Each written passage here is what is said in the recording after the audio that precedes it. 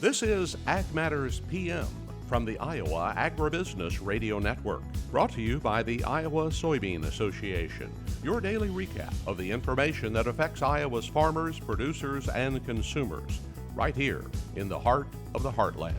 With reports from our award-winning broadcast team of Dustin Hoffman, Riley Smith, and Mark Magnuson.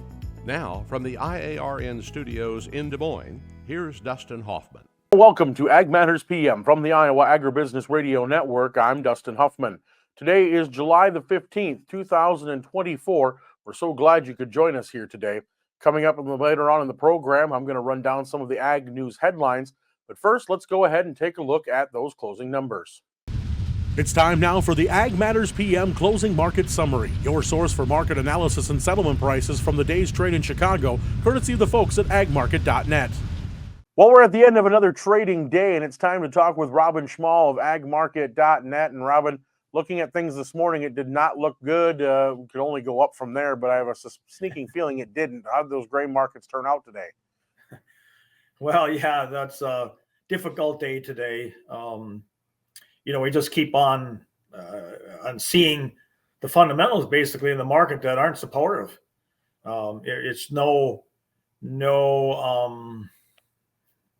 There's nothing that gives any spark underneath that market at this point in time. We look at the weather situation. There's a cooling coming in here in a few days. We're getting scattered rains. We're looking at decent crop conditions. The expectations for good to excellent in corn today, based off of what it was up to yesterday. 69% good to excellent. Last week it was 68%, so we're up 1%. Last year it was 57%, so we're looking a whole lot better than we were last year at this point in time. Soybeans, they're looking at 69% as well, up 1%, 55% a year ago. Spring wheat at 75% good to excellent compared to 51% a year ago. So when we look at those numbers in general, we're looking at a decent crop. So that's what the market's trading on. It's trading on the world supply and demand numbers. It's trading on the acreage we're looking at, and it's making a projection from there. Now, winter wheat harvest is expected to be 74% completed versus 63 last week and 56 a year ago. So that's progressing well at this point in time. Now, export inspections this morning, corn was 42.475 million bushels, up 2.165 million bushels from a week ago. Soybeans at 6.195. That was actually down 4.616 million bushels. And wheat for the new crop year is 19.615. That was up 7 million bushels from the previous week. But none of that seemed to have much impact on the market at all. So again, there's something to look at with those numbers, but it really doesn't seem to have a lot of influence on the market right now. Now, the big thing is commitment of traders report for corn. That was at a record short position again this last week at 356,000. It's just for futures. That's a record short position we've ever seen in corn. And so it seems like with the negativity in the market, the fund traders are just piling on those positions. Now, Zafras and Mercado in Brazil, they're looking at second crop corn harvest at 54% complete. That's way ahead of last year, almost doubled. We're at 28% last year. So that's adding more into the mix of the market. China wheat crop, they came in at 138.2 million metric ton. That's up 2.7% from a year ago. They had that hot spell last month, but that hasn't seemed to impacted the wheat crop at all.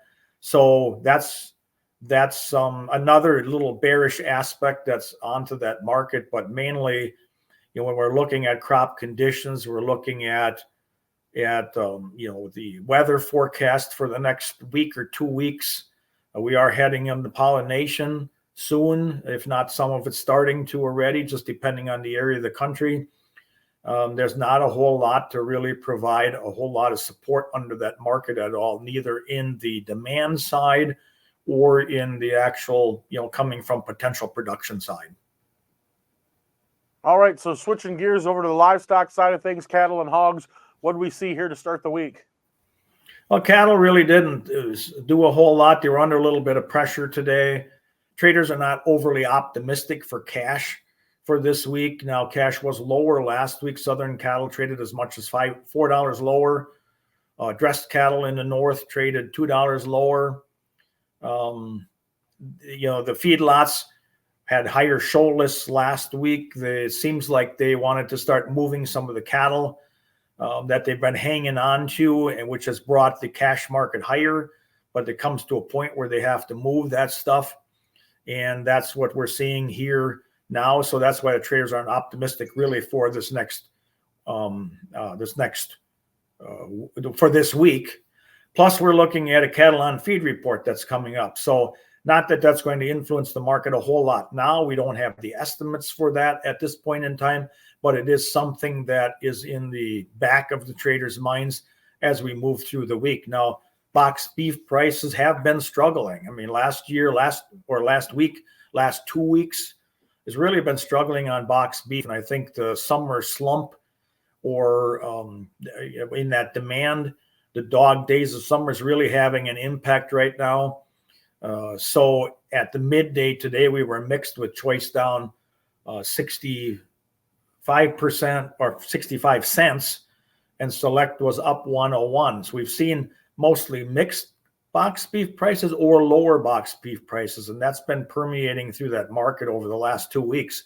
And that's what's causing the packers to really pull back on their aggressiveness as far as, what they're putting out there for bids.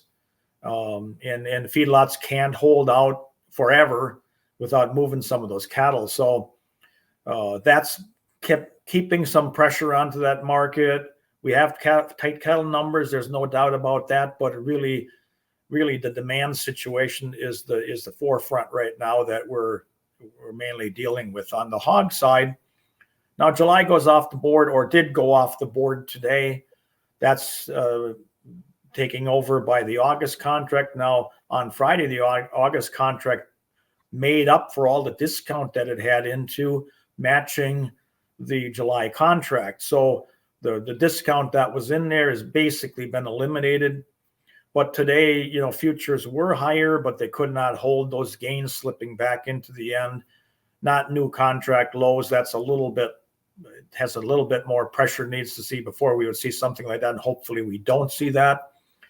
But that's the situation there too. The demand still isn't where it should be. Cutouts are so variable. Cash is lower. The National Daily Direct midday report was down $1.14 again. Packers don't have to be aggressive because there's plentiful hogs out there that they can choose from. Now, generally, they might pay less on Monday, but then Tuesday, Wednesday, they might bid up a little more aggressively to fill up for their slaughter schedules. But the pressure we've seen on the cash market over the last week is not looking real good as far as providing some support under that market. Now, cutouts down slightly, 19 cents today. Some of the early buying probably in futures today was because of the strong cutout price on Friday, but that was short-lived. Now with potential for cutouts to be a little bit lower, the market settles back. So the livestock market is struggling too as well, like the grain markets are struggling, and that's probably going to continue to be choppy the rest of this week. All right, Robin, well, lots for us to think about. If folks want to pick your brains there at agmarket.net, what's the best way for them to get in touch? Well, they can call me directly at 877-256-3253 or go to our website. 844 number is listed there on Contact Us. And feel free to call in. One of the brokers that are available will be able to answer your questions. All right, Robin, well, we thank you so much for the insight, and we'll talk to you again real soon. All right. Thank you. And that again was Robin Schmahl of agmarket.net. Let's look at the closing numbers on the Iowa Agribusiness Radio Network market screen. September corn was down 11.5 at $3.90.5. Soybeans for August were 27 cents lower at $10.78 even. Soybean meal was down $5 at $3.33.80. Soy oil down 23 cents at $46.42. Chicago wheat down 18.25 cents at $5.32.5. Kansas wheat down 12.25 at $5.55.5. Minneapolis spring wheat down 16.75 at $5.80 and oats down a half cent at $3.17 On the Merc Live, cattle down 25 cents at $182.12. Feeders up 12 cents at $258.77. Lean hogs down 2 cents at $88.42. Pork cutouts up $1.32 at $99.97. And Class 3 milk down 3 cents at $19.73. And that's been a check of our market recap. We're going to take a short break and hear from our sponsor, the Iowa Soybean Association and the Soy Checkoff. And when we come back, we'll run down some Ag News headlines. This is Ag Matters PM. Iowa Soybean Association is driven to deliver for Iowa's 40,000 soybean farmers. We're proud to provide objective agronomic research, a helping hand with soil and water stewardship, and timely industry news powered by the Soybean Checkoff. Learn more at iasoybeans.com. Welcome back to AMPM from the Iowa Agribusiness Radio Network. I'm Dustin Huffman. Taking a look at some of the Ag News headlines of the day, the Senate Appropriations Committee approved the Agriculture FDA spending bill 27-0 last week. Farm Policy News says that the chambers of Congress have now approved the fiscal year 2025 Ag FDA funding bills out of full committees. The bill was approved after a minimal debate in the Senate. Senators are quickly approving the bill and accompanying managers' amendments. The House Appropriations Committee moved a spending bill forward that will cut Ag Department's budget by $308 million if it passes in its current form. The bill would allocate $22 billion from USDA. The proposal was approved by a 29-26 margin, but the bill sets aside $25.9 billion for USDA, FDA, and related industries and agencies like the Commodity Futures Trading Commission. Also, the Senate bill rejects the House's bill's deep cut in food and peace programs. An independent analysis of the beef checkoff thoroughly assessed the effectiveness and additional financial benefits produced by the program's demand-driving capabilities. The study conducted by Dr. Harry Kaiser of Cornell University had objectives to measure, including whether the National Beef Checkoff was demand-driven and it had increased any demand for beef products. The study also wanted to determine if combined benefits of those activities in the terms of incremental financial input and on beef producers and importers was worth it. The Beef Checkoff's Evaluations Committee was very pleased with the results of the latest study and says the statistics uncovered tell them what the committee is doing to achieve their goals. The study calculated the ROI at $13.41 for every dollar spent. Without the beef checkoff, the study shows the total domestic beef demand would have been 2.4 billion pounds lower than the actual result. Well, the number of farmers responding to surveys from the National Ag Statistics Service has dropped in recent years. A report says that response rates in the new study of the American Statistical Association warn the reliability of the U.S. economic data is at risk for several reasons. In early 1990s, response rates for NASS crop surveys were from 80 to 85%. By the late 2010s, the results had fallen to below 60% in some cases. For a more specific example, in 2017, the Census of Ag had a response rate of 71%, while the 22 responses were at 61%.